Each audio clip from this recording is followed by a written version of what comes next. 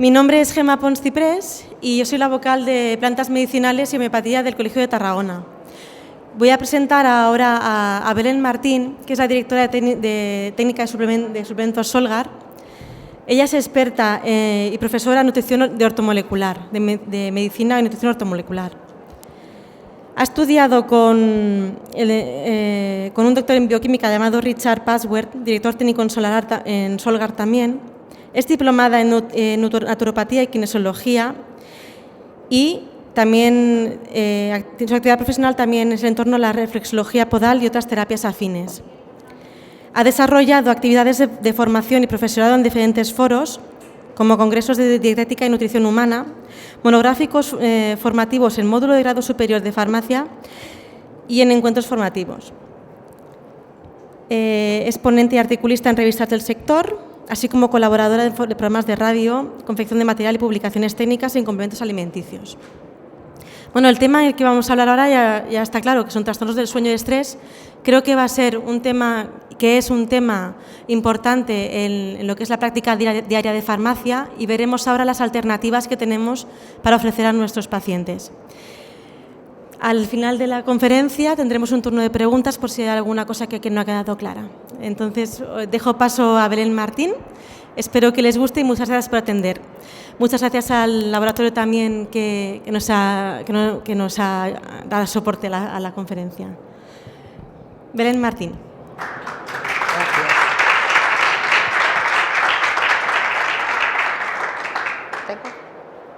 Hola, buenas tardes. Muchas gracias, Gemma, por tu presentación.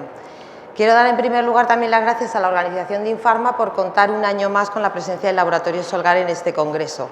Se lo agradecemos todos nosotros los que componemos Solgar y yo especialmente, que soy la persona que está aquí siempre. Bien, vamos a comenzar. Yo he planificado un objetivo que quiero conseguir esta tarde en esta hora de trabajo, que es trabajar con complementación dentro de un marco del trastorno del sueño y el estrés, identificar qué complementos, que es lo que vamos a ver aquí, qué complementos vamos a poder utilizar y cómo utilizarlos en un contexto bidireccional. Tanto me va a dar la utilización de un complemento respecto al estrés y cómo influye en la alteración del sueño. Igualmente vamos a tener alteraciones del sueño que van a producir estrés en el organismo.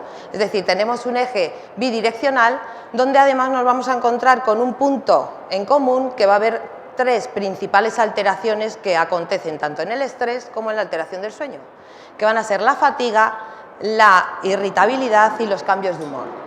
Esos tres parámetros son los que se concentran en ambas direcciones y vamos a trabajarlos con la complementación. Ahora veremos cómo y de qué manera, porque son parte muy interesante para trabajar en ambos contextos. Además, dentro de ese objetivo también me gustaría llegar.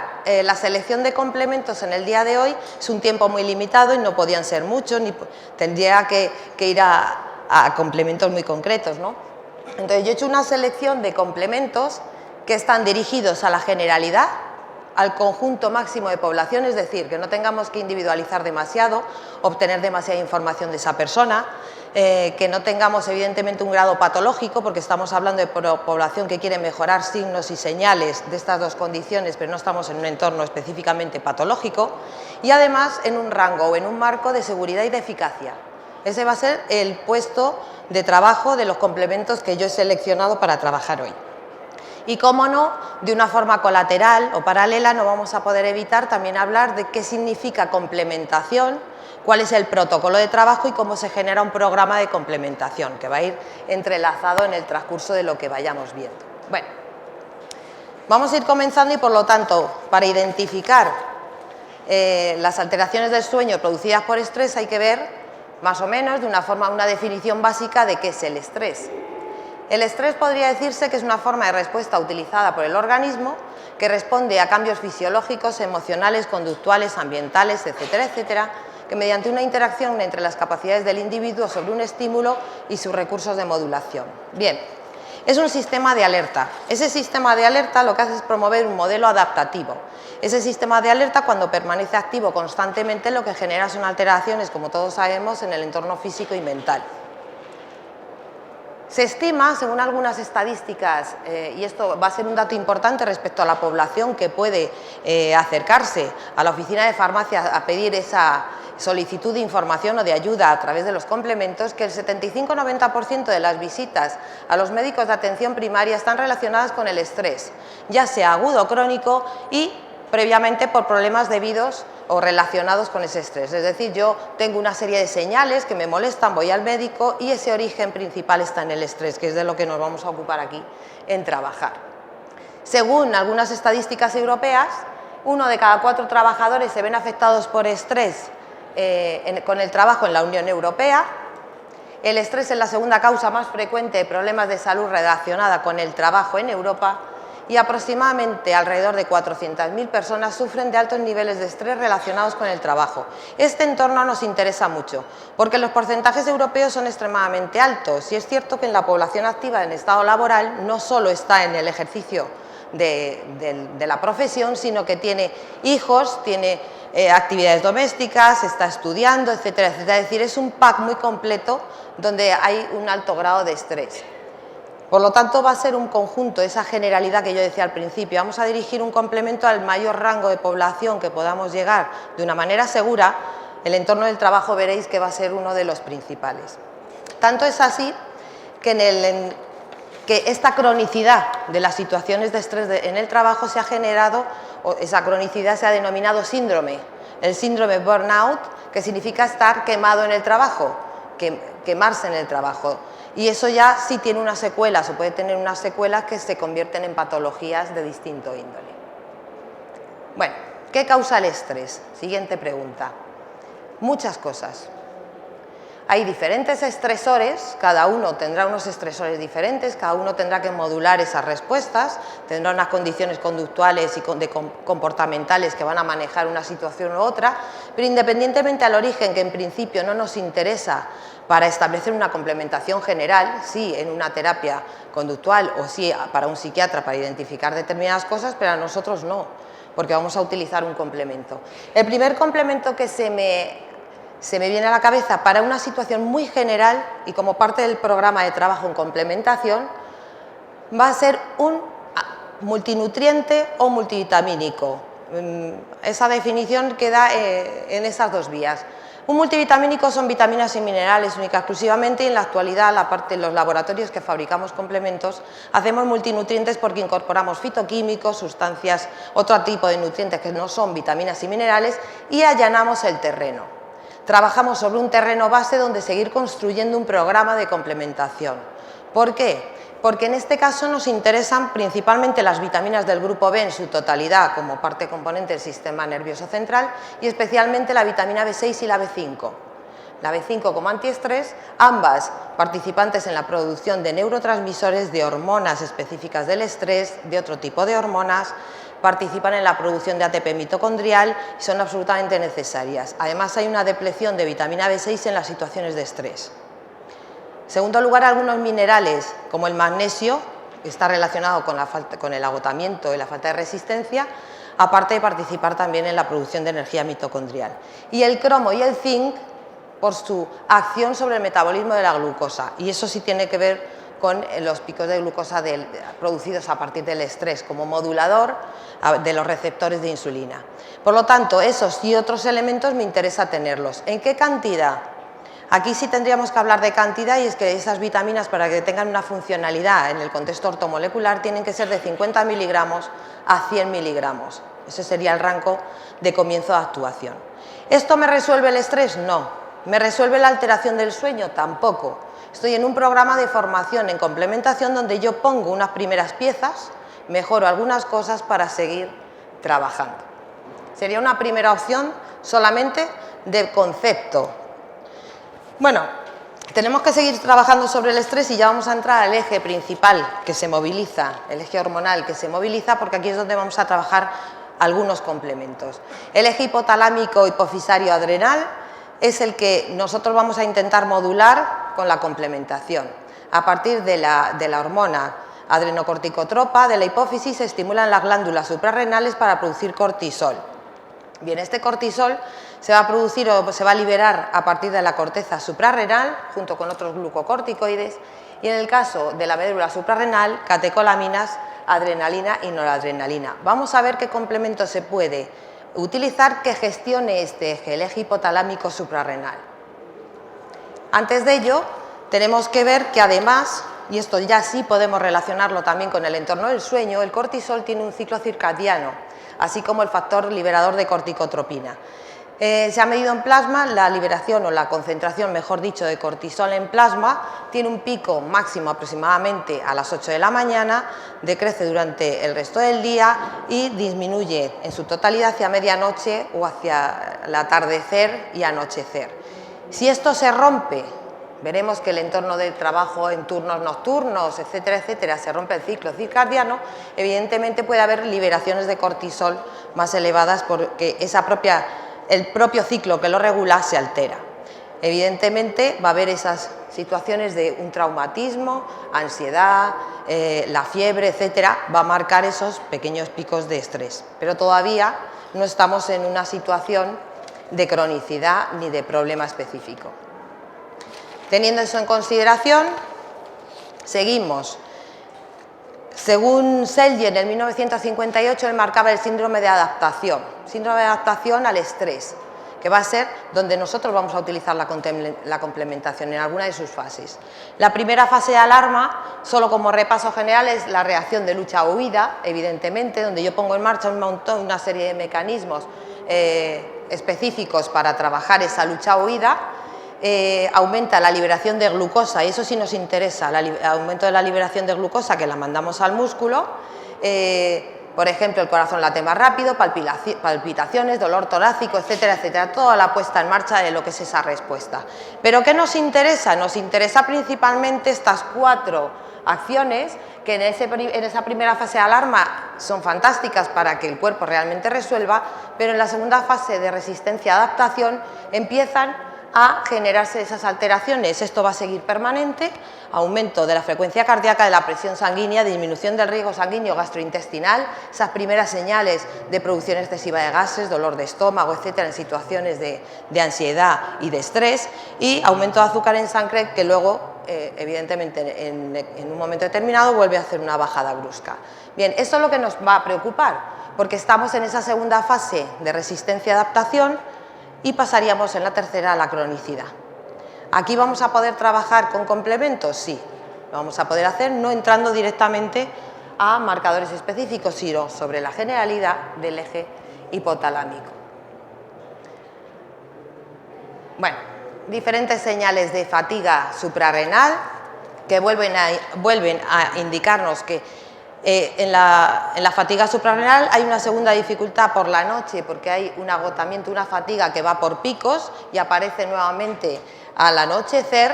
Eso va a afectar al sueño, porque esa fatiga no hace que yo caiga rendido en la cama y duerma, sino que es un modelo en el que realmente lo que se está generando es resistencia al sueño y un cierto grado de lo que se denomina inquietud. Por lo tanto, no me permite dormir. Ahí tenemos una de las señales de la fatiga suprarrenal. Por lo tanto, nos ocuparemos del enfado e irritabilidad, hay un 60% asociado al estrés como comportamiento, fatiga un 52% y las alteraciones del sueño.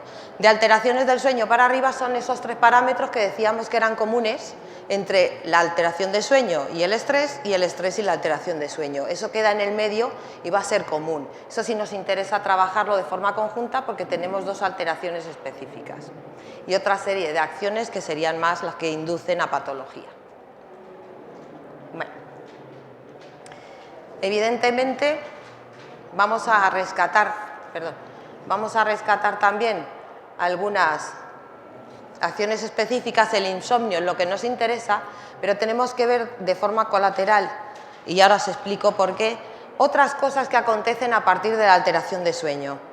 Esa parte común ya la hemos visto, pero además el sostenimiento de alteraciones en el sueño produce fallos o elementos que afectan a la cognición. Va a ser en la memoria, va a ser en la atención, en el aprendizaje y en algunos sistemas ejecutivos.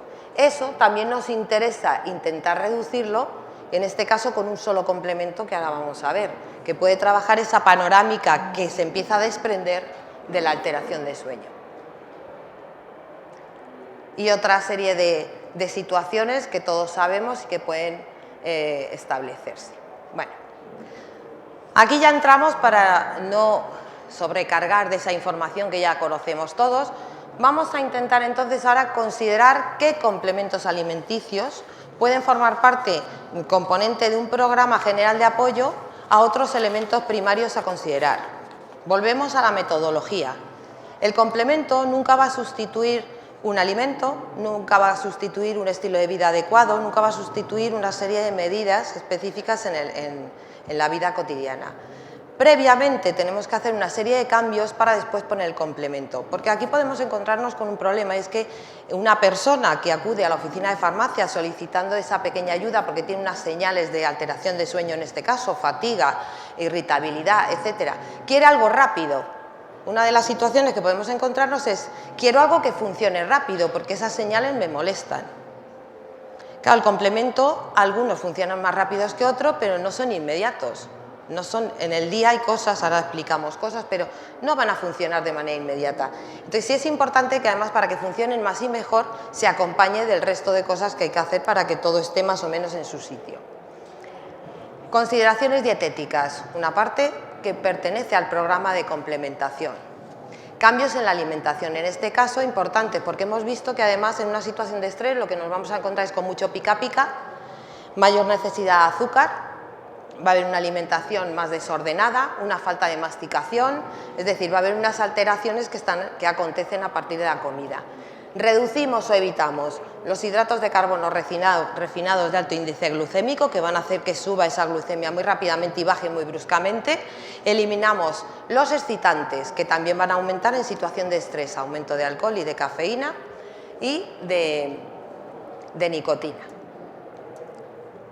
Lo que sí vamos a incluir son hidratos de carbono de calidad, cereales y semillas integrales, frutas y verduras, porque dije al principio, un multivitamínico necesitamos vitaminas y minerales, sobre todo las del grupo B. Hay que trabajar sobre la alimentación en ese contexto. Aunque no lleguemos a 50 miligramos, ya el complemento llegará, pero yo necesito esa base en la alimentación.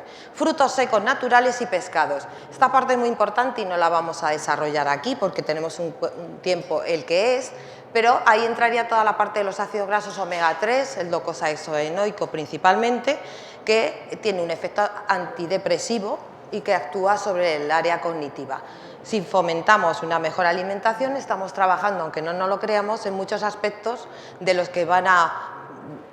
señales que se van a producir a partir de la alteración de sueño. Reducimos o mejoramos esa situación, o lo intentamos. Y todas aquellas medidas de apoyo que consideremos oportunas. Meditación, ejercicios de relajación, yoga, tai chi, ejercicio físico siempre. El ejercicio físico siempre va a contribuir a la reducción del estrés, alivia las tensiones, nunca extenuante y nunca cerca a la hora de acostarme. Tiene que ser durante la mañana, primeras horas de la tarde. Bueno, ahora ya sí. Parecía que no llegaba nunca, pero ahora ya sí llega el complemento alimenticio, porque no puede llegar nunca antes, no debería de llegar nunca antes. Primero trabajamos todo esto y luego utilizamos el complemento alimenticio de apoyo. Vamos a ver cuáles son los que tenemos que elegir.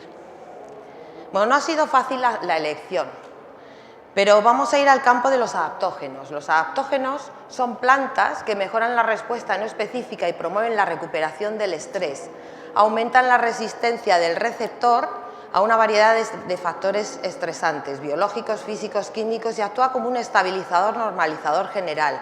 Es lo que se denominan moduladores. Aquí ya a mí me surgía la primera duda: ¿y cuál de todos los adaptógenos elijo? Vamos a ver, tenemos muchos en la naturaleza, todos son adaptógenos, que es ese concepto tan inespecífico que hay que delimitar para poder identificar cuál escoger. Tenemos, por ejemplo, el astrágalo. El Dong Quai es un popular adaptógeno femenino, además se le ha asignado el carácter de femenino. El ginseng coreano, el eleuterococo, el ginseng peruano, el ginseng americano, el ashwagandha, hay muchas.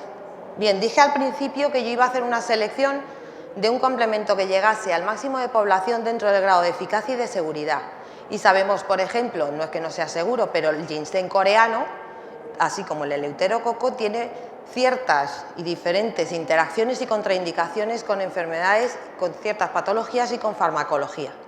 Además, tiene un efecto hiperestimulante que no todo el mundo le repercute porque actúa sobre el eje suprarrenal y es un adaptógeno del estrés, pero hay personas muy sensibles al ginseng y por lo tanto le haría el efecto contrario. Entonces, ¿cuál elegir? Es la duda. ¿Cuál elegir para que lleguemos a todo ese grupo de población? Bueno, pues yo creo que la opción más sensata dentro de este panorama de lo que queremos trabajar es la Rhodiola rosea. La Rhodiola rosea es una planta procedente de regiones árticas europeas, Siberia y América del Norte. Comenzaron los estudios con esta planta en la antigua Unión Soviética, donde se utilizaba la Rhodiola rosea con militares, con soldados, para aumentar su resistencia y mejorar el agotamiento físico. A partir de esa época hasta hoy se han visto muchas actuaciones y se ha investigado mucho sobre la farmacocinética de esta planta. La característica principal de la Rhodiola rosea es que contiene en su composición rosabinas, que son únicas en esta especie. Hay aproximadamente 100 especies diferentes de Rhodiola y solo la Rhodiola rosea contiene rosabinas. El resto van a coincidir en los salidrócidos, principalmente, que es un grupo mayoritario que coincide en el resto de rodiolas. Por lo tanto, nos interesa esta por acciones específicas que sí va a tener frente a otras que no las tienen. A modo de resumen general, ahora vemos algunos estudios individuales, incrementa la resistencia física, mejora la función cognitiva, se le supone un mecanismo de acción muy interesante y prácticamente único dentro de los adaptógenos sobre la actuación de proteínas mediadoras del estrés, un grupo de proteínas en el citoplasma y el núcleo celular, protector antioxidante e inmunomoduladora que contribuye a su efecto adaptógeno. Bien. Son muchas acciones, ahora las vamos a ir desglosando, pero tiene más acciones. Entonces yo voy a hacer un diagrama, a modo de panorama general, un diagrama de posible trabajo que se le ha asociado a las acciones de la Rhodiola rosea para que podamos ubicarla en un contexto mucho más amplio, que va a ser solo el de la resistencia y la fatiga. En primer lugar, puede activar o trabajar sobre el sistema en el córtex cerebral sobre un efecto estimulante cognitivo. Tiene dos campos de trabajo, estimulante cognitivo y sobre la modulación emocional, como calmante emocional, serían los dos bloques de trabajo. Respecto al primero, a la estimulación cognitiva, va a modular el nivel de noradrenalina y el canal de serotonina, específicamente actuando sobre la memoria, el estado de vigilancia y la atención. Y en el campo específico como calmante emocional va a actuar sobre la noradrenalina, sobre la vía de la serotonina, la dopamina y el acetilcolina, actuando sobre el hipocampo, actuando sobre la amígdala y actuando sobre el hipotálamo. En el caso que nos ocupa, principalmente nos vamos a quedar con la acción en el hipotálamo porque puede reducir la liberación del factor liberador de corticotropina, reducir la liberación de cortisol y reducir la liberación de epinefrina o el nivel de epinefrina. Eso sí nos interesa respecto a la respuesta de estrés. Pero ya dije al principio también que las alteraciones de sueño van a generar de manera colateral una serie de agotamiento emocional que no es solo el físico. La Rhodiola se va a centrar mucho en el físico y los militares rusos, ese tipo de investigaciones y experimentos se hacían sobre la parte más física. Bueno, hay un agotamiento emocional también que afecta a la cognición, a la atención, etcétera, etcétera. La Rhodiola puede actuar en ese campo. Cierto es que no vamos a poder trabajar tanto tiempo y con todas las investigaciones para ver todos esos parámetros, pero que sepáis que son esas dos vías de trabajo las que se le han propuesto a la Rhodiola.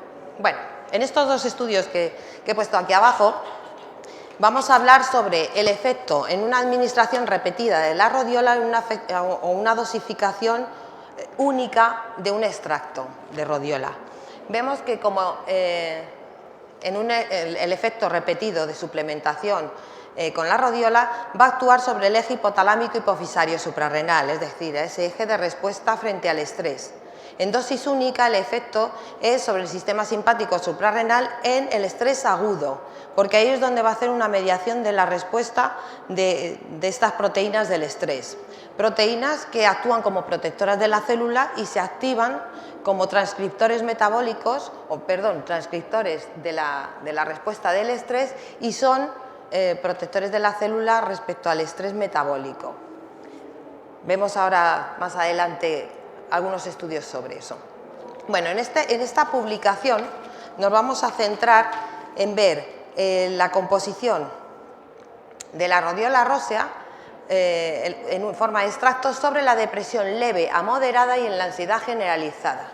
Hay varios mecanismos de acción propuestos y entre ellos los que están relacionados con el sistema hipofisario, adrenal, lo que hemos visto reduciendo el nivel de cortisol, la proteinquinasa, el óxido nítrico y las proteínas del estrés nuevamente. Veis que las principales va a ser la línea HSP70 y la 72, aunque aquí no aparece especificada. En conclusión, según esta publicación del 2012, rodiola rósea tiene pruebas sólidas de uso tradicional y farmacológico para la fatiga, la cognición y hay emergentes elementos de comprobación sobre el estado de ánimo. Seguimos. Ahora vamos a ver directamente sobre la fatiga, un estudio con un extracto de rodiola sobre la fatiga relacionada o inducida por estrés. En este estudio,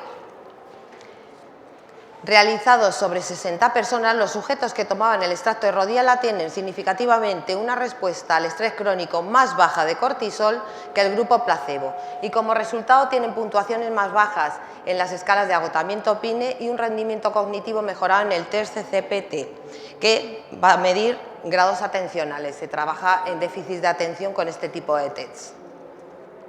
Seguimos. En este caso vamos a ver que la evaluación con otro extracto de rodiola en 170 miligramos durante 14 días está relacionado con el rendimiento mental y la fatiga.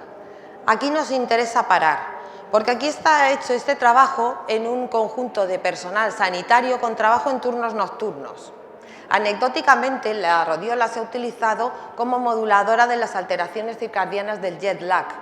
Aquí vendría a ser un ejercicio de esas características. Cuando yo tengo, aquí tenemos la dualidad, más clara que nunca. Si yo tengo un trabajo por turnos, estoy rompiendo el ciclo circadiano, entre otras cosas porque en este formato de trabajo no es todas las noches trabajo, sino que son turnos repartidos, por lo tanto hay una constante movilidad del ciclo circadiano y de la ruptura del sueño-vigilia. Eso genera estrés, agotamiento emocional y psíquico, que es todo lo que estamos trabajando, y se intentó probar la rodiola con respecto a ese cansancio específico en este grupo de trabajadores. Se evalúa el rendimiento nocturno mediante test de velocidad en percepción visual y auditiva, capacidad de atención y memoria reciente. Se observa mejoría significativa en el índice de fatiga medido a través de 5 tests durante el periodo de trabajo. Con respecto al entorno de trabajo hay diferentes estudios bibliográficos que avalan esa relación antifatiga en ese estado de trabajo nocturno. Por último, me interesaba resaltar este estudio de farmacovigilancia para hacer mención también al grado de seguridad, uno de los parámetros de grado de seguridad, utilizado en 12 semanas con hombres y mujeres para ver la eficacia y seguridad. Se administran 200 miligramos del extracto en combinación con algunas vitaminas del grupo B y magnesio y se miden con deficiencias físicas y cognitivas. Se dan 2 dosificaciones, 2 cápsulas en el desayuno o una cápsula al desayuno y otra en la comida para ver la reacción del organismo en este modelo de dosificación. Los síntomas evaluados son varios, tales como cansancio físico, disminución de la motivación, somnolencia diurna, disminución del líbido, trastorno de sueño, concentración, irritabilidad y disminución de memoria. Las mejoras en el grupo 1, es decir, la dosificación de 2 cápsulas de forma conjunta a la mañana, son más pronunciadas que en el grupo 2. Se revela una eficacia muy buena a buena en el 81% de los pacientes según el informe médico y un 80% según informan los pacientes. No se observan efectos adversos durante el curso del estudio. Esto no es único en este. Este le he puesto porque quiero resaltar que prácticamente, yo no he leído ninguno que existan efectos adversos, es una planta muy segura. Una planta que va a poder utilizarse que no se han observado efectos adversos, por lo tanto sí está dentro de ese marco de seguridad que yo hablaba al comienzo. La podemos utilizar en general en cualquier persona sana, con estas alteraciones específicas de las que estamos hablando, de una manera eficaz y segura. Luego veremos las dosificaciones, los rangos de dosificación. Y además, según el borrador de la monografía realizada o gestionada por la Agencia Europea del Medicamento, correspondiente al 2012, nos especifica, por un lado, que se acepta el uso tradicional del Rhodiola rosea para el alivio de los síntomas de estrés como la fatiga y sensación de debilidad. Especifica que no hay contraindicación expresa de la planta, excepto la hipersensibilidad a alguno de sus componentes, y las interacciones con otros medicamentos o productos u otras formas de interacción no se han reportado.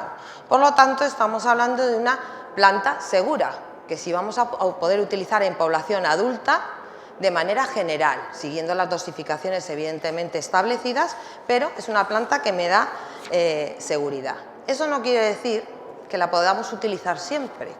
Yo os explico por qué.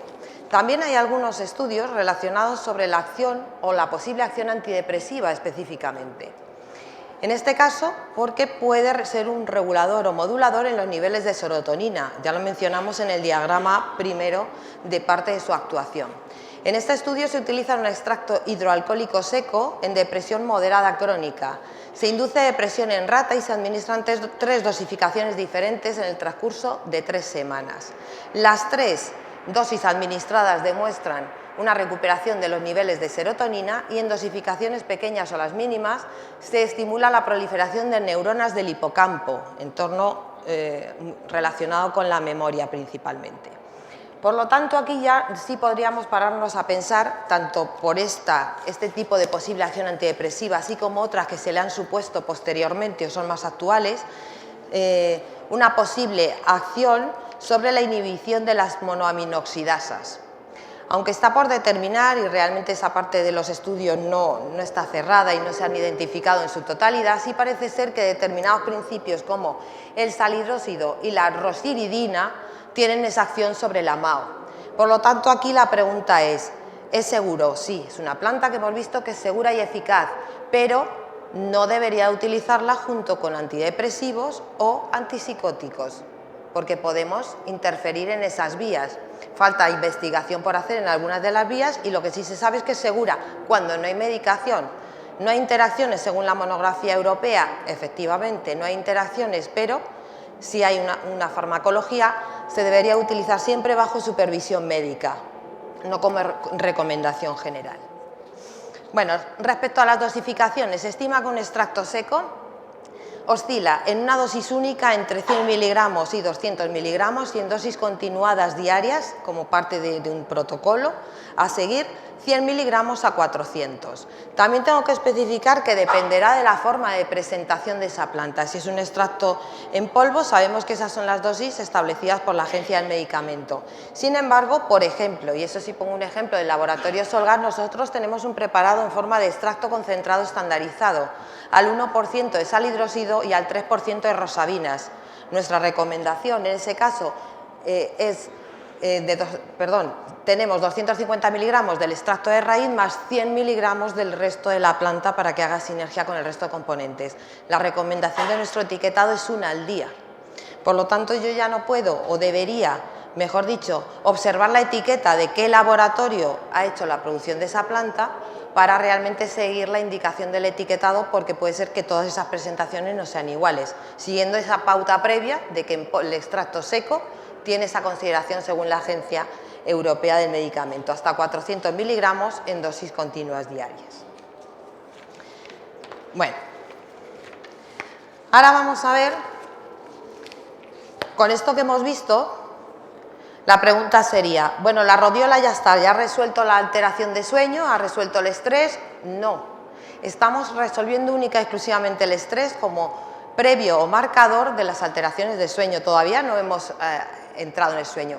Que el uso de la rodiola en un periodo de trabajo no menos de un mes, se estima que van a ser 3 semanas, un mes para esas medidas en las que se puede ver u observar cómo va funcionando, puedan mejorar de forma colateral el sueño, evidentemente, hemos dicho que es el origen, pues puede ser que se mejore, pero realmente no estamos incidiendo sobre el ciclo específico del sueño, más allá de todo lo que hemos visto que bastante influencia tiene ya sobre determinadas modulaciones, ¿no?, del ciclo circadiano.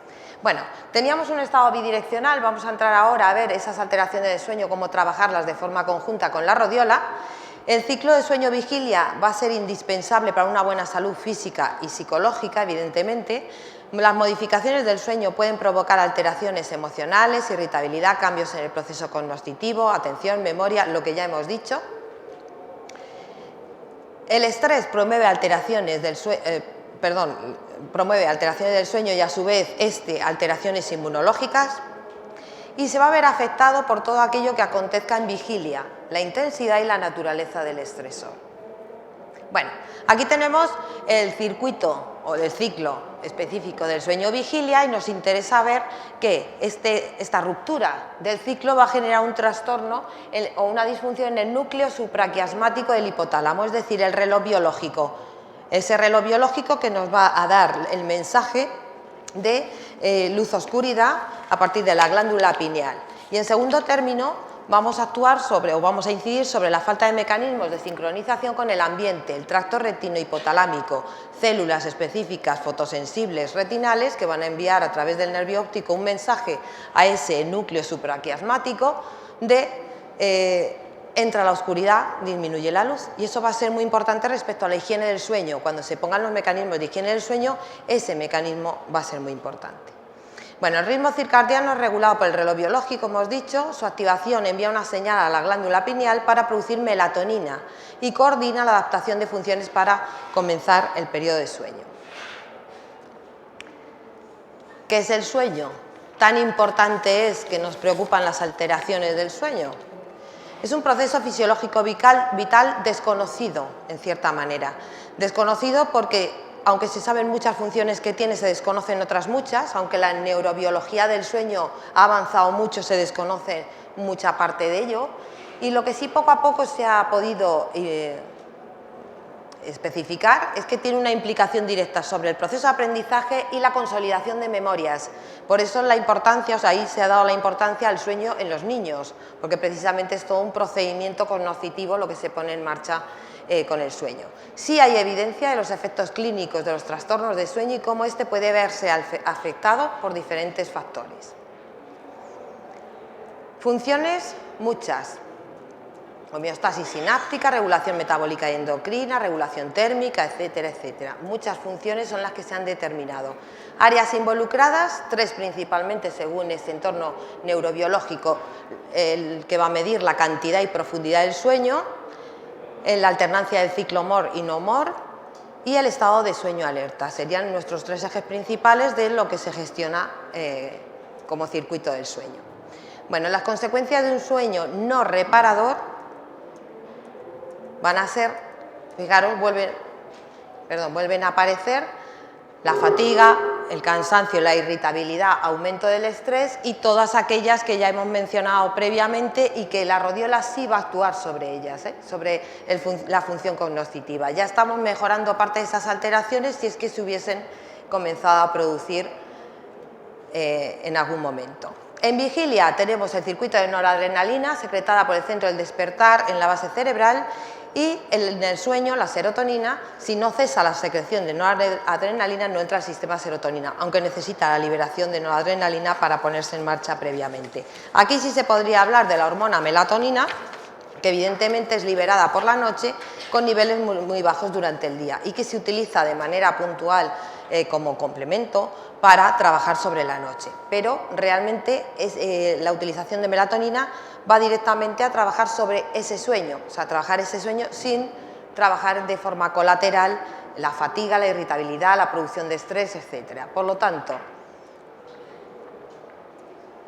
¿qué podemos hacer? Primero, todo lo que tiene que ver con la higiene del sueño, igual que hacíamos con la alimentación, con el ejercicio físico, meditación, etcétera, tenemos que hacerlo igualmente aquí, evitar todos los excitantes, y nos vamos a centrar en esta última línea, porque hay muchas gestiones de la higiene del sueño. Evitar actividades sensoriales estimulantes, es decir, la tecnología, todo aquello que realmente parece que está tan incorporado en nuestras vidas que no nos damos cuenta del daño que hacen. Si yo estoy trabajando por la noche con un ordenador, si estoy jugando a la Play por la noche, si estoy con un iPad, si estoy con un móvil whatsappeando por la noche, etcétera, etcétera, estoy estimulando mi área cerebral. Por lo tanto, estoy hiperexcitando mi sistema y mi sistema está agotado emocionalmente o puede estar agotado. En segundo lugar, aquí tendríamos el problema sobre la estimulación de las células retinales, ya que necesito ese mensaje de llega a la oscuridad y no hay luz o ha disminuido la luz. Si yo tengo una luminosidad excesiva a través de las pantallas, a la vez la luz de casa porque no veo bien, la farola en la ventana porque en esa calle hay muchas farolas, hay mucha luminosidad, esos mensajes realmente llegan al cerebro de una manera desordenada, llega más tarde, porque yo vivo en estado de luz y confundo ese mensaje. Por lo tanto, este apartado de la higiene del sueño va a ser muy interesante modularlo antes de poner el complemento. Podemos hacer todo aquello que se os ocurra, baños calientes, con aromaterapia, cuidado del colchón, de las sábanas, etcétera, etcétera, etcétera. Bien. Lo que sí vamos a utilizar como complemento junto a esa parte higiénica va a ser, desde mi punto de vista, y siguiendo ese patrón de seguridad, eficacia y conjunto general de población, la L-teanina. La L-teanina nos va a ayudar a dormir mejor, más relajados, no dormir más, y además así se ha determinado en los estudios, no dormimos más, pero sí dormimos mejor. La L-teanina es un aminoácido extraído del té verde de Camellia sinensis. Los primeros estudios con esta planta proceden ya de los años 90, donde la población japonesa, que es gran consumidora del té verde, y se consume muchísimo esta bebida allí, pues la parte de investigación empezaron a plantearse por qué, teniendo tantas sustancias estimulantes, el té verde no generaba los mismos síntomas o excitabilidad que la cafeína. A partir de esas investigaciones en principios activos se determinó que el aminoácido L-teanina contenido en las hojas era el responsable de reducir los efectos adversos de la cafeína, de manera que mantiene ese equilibrio respecto a los excesos de la propia teína que contiene el té verde. Bueno, características generales de la teanina. Promueve la relajación sin provocar somnolencia y mejora la calidad del sueño, insisto, la calidad. Reduce los efectos del estrés. La teanina puede atravesar la barrera hematoencefálica y estimular las ondas cerebrales alfa, es decir, un estado similar al de meditación donde nos mantenemos relajados a la vez que mentalmente en alerta. Mejora el estado de ánimo y la estabilidad emocional, la agudeza mental, memoria y lecturas mejoradas. Se ha visto en diferentes estudios, apoyo en problemas relacionados con la ansiedad como ataque de pánico y actúa sobre la actividad de esas ondas cerebrales, parece ser a través de la acción sobre la dopamina y serotonina, previamente por acción sobre el GABA, sobre el ácido gamma-aminobutírico, que a su vez es el que va a modular la dopamina y serotonina en ese estado anímico más relajado. Esas se supone que son las acciones específicas generales que se le han dado a la teanina. Inevitablemente, ahora sí voy a hablar de una patente. La teanina es la sustancia, el aminoácido del té verde. Hay mucha investigación con el aminoácido del té verde, pero quiero introducir esta patente por varios motivos. Primero, porque tiene muy buenos estudios realizados respecto a la eficacia del aminoácido. Segundo, porque hay una parte bibliográfica en su página web, que os la he puesto después por si queréis anotarla, enorme. Procede desde esos años 1998-97 en la que están las primeras publicaciones hasta el 2015 y tenéis muchísima bibliografía, no solo en el contexto del sueño y de la ansiedad, sino en otros entornos de salud. Es cierto que Solgar sí trabaja teanina, pero la elección no ha sido por eso, sinceramente. Hay otros laboratorios que también la compran, no es exclusiva de Solgar. Sí nos vamos a basar en toda esa parte bibliográfica que es la que nos puede interesar. En primer lugar, sí debo mencionar que esta patente no extrae directamente el aminoácido L-teanina de la hoja del té verde, sino que tiene patentado un sistema enzimático a partir del cual mimetiza esa síntesis similar a la de la hoja. Entonces obtiene el isómero puro L-teanina. Bueno, en esa primera acción de la clasificación de las ondas cerebrales, esta actuación nos interesa mucho. Vemos que dependiendo de las diferentes ondas cerebrales, los estados mentales pasan por un estado de energía baja en las delta o de otro de energía alta en las beta. Los estimulantes como la cafeína y otros estresantes suprimen las ondas zeta y alfa y promueven las ondas beta, que son las de la excitabilidad, causando esa situación de estrés y de ansiedad. La tianina va a trabajar sobre las ondas alfa, que manejan la relajación a la vez que el estado de alerta. No es vigilia, sino estado de alerta. Así lo expresa. Bueno, según los diferentes estudios clínicos con esta patente, en este caso, sí, santianina, que es el nombre de la patente de L-tianina, vemos que antes de acostarse, en este estudio, produce una mejora significativa en la calidad del sueño. Insiste, en la mayoría de los estudios hechos tanto con la tianina de té verde como en santianine, solamente determinan la calidad del sueño, no la cantidad del sueño, ni siquiera que pueda entrar en el circuito MOR, que se ha visto que pudiera ser uno de los manejos de las alteraciones del sueño más propios, el entrar en ese circuito. Posiblemente el 5-hidroxitriptófano sí se va a manejar mejor en la etapa de los sueños, propiamente dicha. Bueno, según diferentes publicaciones y revisiones de los distintos comités científicos, la tianina, santianina, tiene un efecto relajante, se corrobora.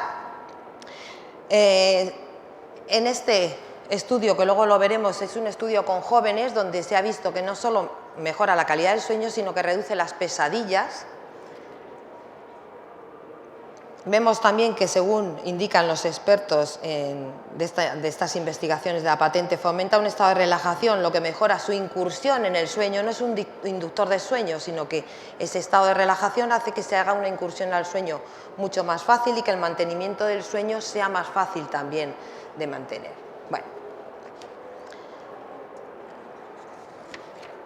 Hay muchísima documentación, muchísima, de verdad. Es una de las, por eso he elegido, entre otras cosas, este aminoácido, además de su seguridad. Os he puesto como ejemplos. De 2015 tenéis en esa página web muchísima documentación sobre sistema depresivo, sobre ansiedad, mujeres en menopausia, sobre determinadas acciones en quimioterapia, etcétera, etcétera. Os he puesto alguna página para que veáis que hay muchísimo, ¿vale? Pero ahora os especifico la página web para que podáis anotarla e investigar y profundizar. Bueno, este sí le he puesto porque, resumiendo, vamos a tener una reducción de los efectos de la cafeína, es decir, es un antiexcitante, podríamos decir, esa fase relajante es un antiexcitante. En este caso me interesa, este es uno de los más antiguos, en el que ya se le aplicaban propiedades relajantes a la tianina. En ese caso no hay nada nuevo, y este prácticamente porque es mítico. Este es uno de los primeros que se hicieron, publicado en el 1998, en su totalidad estaba en japonés, luego ya se ha hecho la traducción al inglés, y aquí ya se detectaba en el 1998, en esos estudios previos que yo decía al principio, que actúa sobre las ondas alfa cerebrales. Es muy interesante este estudio. Luego, posteriormente, es verdad que se ha indagado muchísimo más sobre esa acción específica, que es lo que se ha visto que actúa sobre el GABA, sobre la vía del GABA, serotonina, dopamina, etc. Bueno, y en este caso, además, os he resaltado ese estudio que se hacía con niños. Con jóvenes he dicho, pero realmente es con niños. Esta patente ha realizado un estudio con santianine en niños de entre 8 y 12 años con déficit de atención e hiperactividad y con problemas para dormir. Entonces es interesante ver que una vez más se cualifica la acción sobre la calidad del sueño, se vuelve a desterrar la cantidad de sueño, no se puede medir la cantidad de sueño, no cambia, sí sobre las pesadillas y sobre los movimientos involuntarios motores, y esa parte también nos interesa.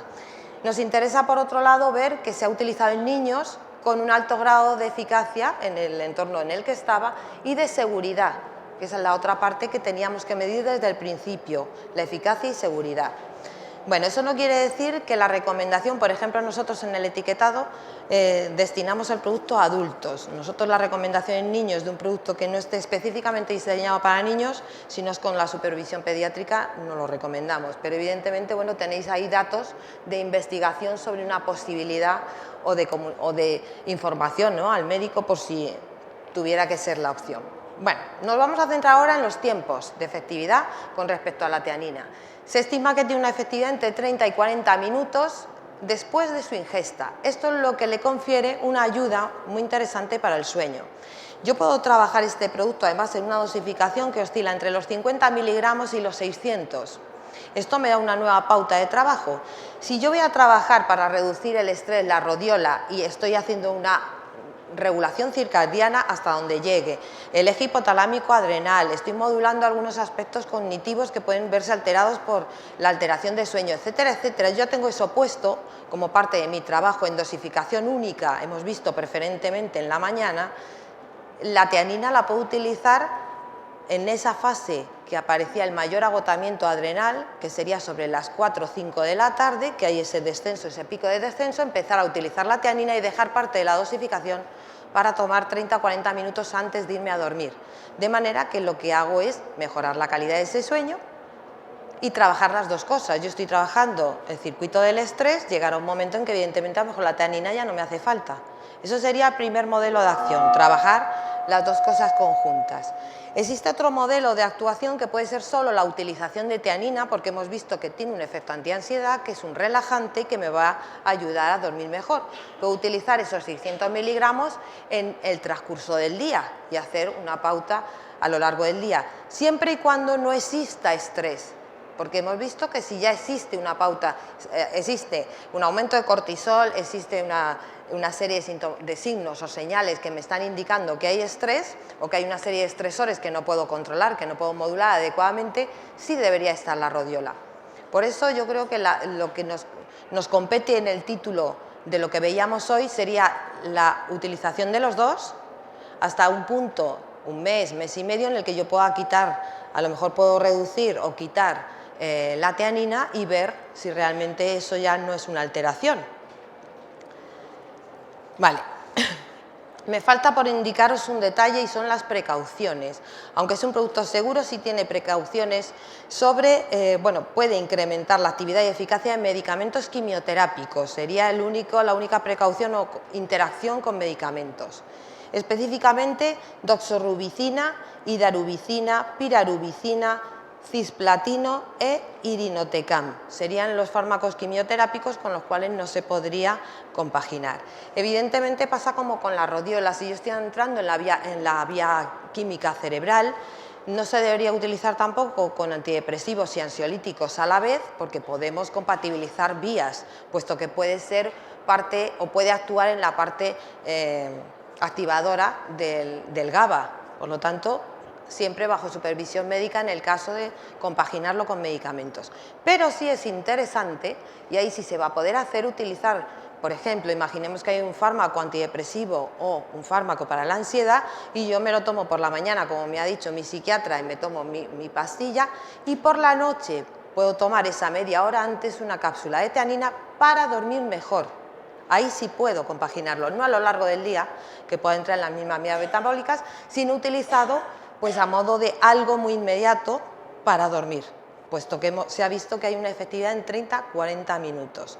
Tanto es así, además, que os doy datos anecdóticos. Estos sí que son datos anecdóticos, que se le supone una vía más rápida de acción cuando es sublingual, pudiéndose abrir las cápsulas, pero ya os digo que es anecdótico, pudiéndose abrir las cápsulas cuando hay una situación un poco más compleja que el estrés y para ayudar a esa relajación de manera más rápida. Bueno, está contrastado en cierta manera. Bueno, para ir terminando, hacemos como resumen que puede resultar de interés la utilización de complementos alimenticios en situaciones de estrés con alteración de sueño. Sí.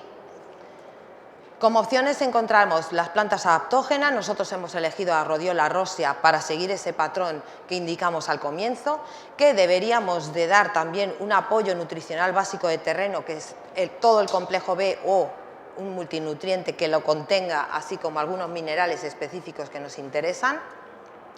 Y luego que realmente yo he hecho la selección de teanina por los mismos motivos: seguridad, eficacia, efectividad, porque vamos a la calidad del sueño, en este caso porque puede estar afectado por estrés, pero luego tenemos complementos donde sí entraría la individualización, que es el GABA, el 5-hidroxitriptófano, la melatonina, la valeriana, etcétera, etcétera. O sea, luego podríamos elegir un surtido muy amplio de otras cosas que dependerá de la persona y de esa individualidad para que yo realmente ya vaya a elegir otra cosa.